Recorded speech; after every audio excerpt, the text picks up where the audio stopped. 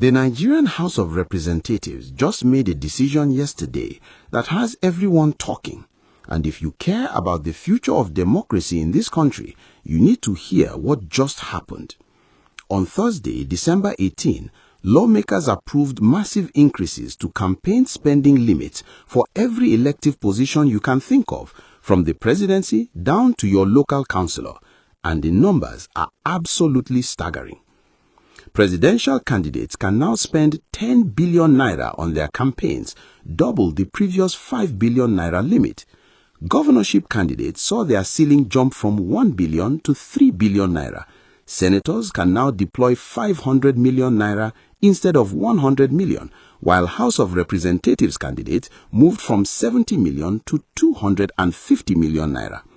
State assembly hopefuls went from 30 million to 100 million, local government chairmen from 30 million to 100 million, and councillors from 5 million to 10 million naira. The lawmakers say this change reflects economic reality.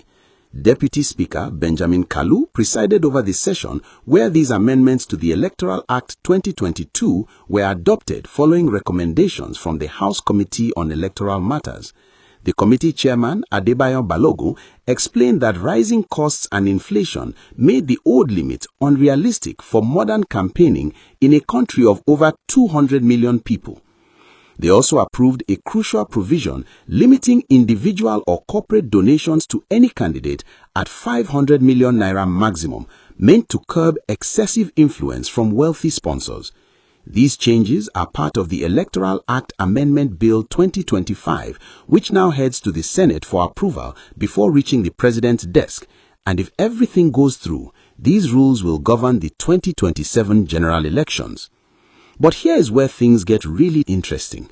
While supporters argue that these increases simply acknowledge the true cost of reaching voters across Nigeria's vast geography through media, logistics, and grassroots mobilization, critics are raising serious alarm bells about what this means for ordinary Nigerians who dream of serving their country.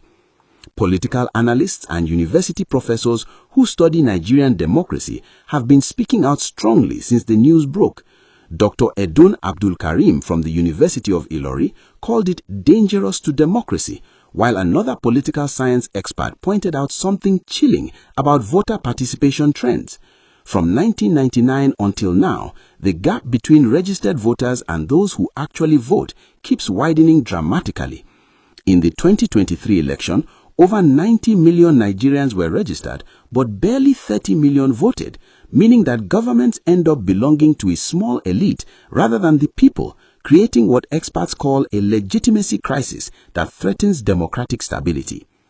The timing of this announcement cannot be ignored.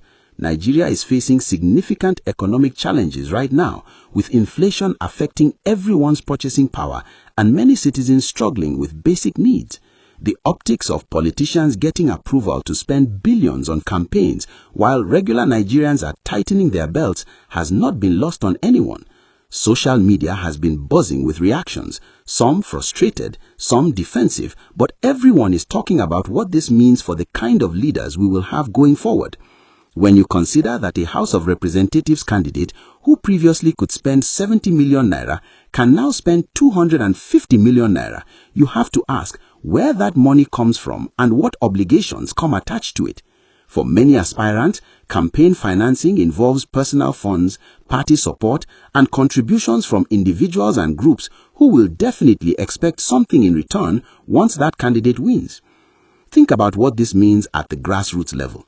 A young Nigerian with genuine passion for public service, brilliant ideas for community development, and real commitment to making things better now faces an even steeper financial mountain to climb.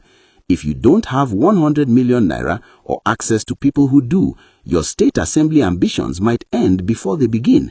This reality reinforces patterns where political dynasties and established networks maintain control because access to campaign resources depends heavily on existing wealth and connections. A former House of Representatives member said bluntly that in some parts of Nigeria, if you do not have a war chest of 1 billion naira, you shouldn't even try running for the House, regardless of your popularity or potential contribution to national development, because they will ridicule you in your village. That frank assessment reveals the brutal reality beneath these legislative changes.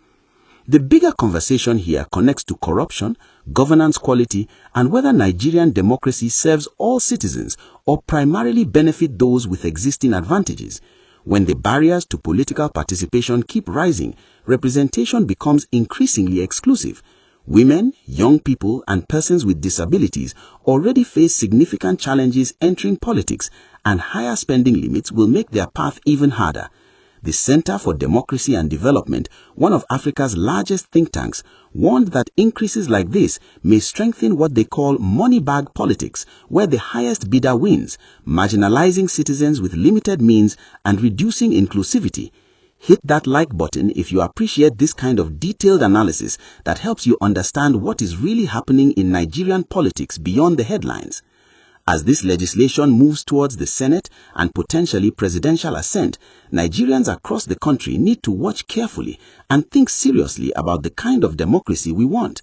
Will these higher spending caps lead to better candidates with more resources to communicate their vision, or will they simply consolidate power among traditional political actors with access to vast wealth? Will the 500 million naira donation cap meaningfully reduce the influence of money in politics, or will creative workarounds render it ineffective?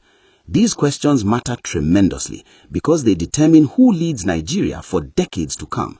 Democracy thrives when ordinary people stay engaged, ask difficult questions, and hold representatives accountable for decisions made in their name.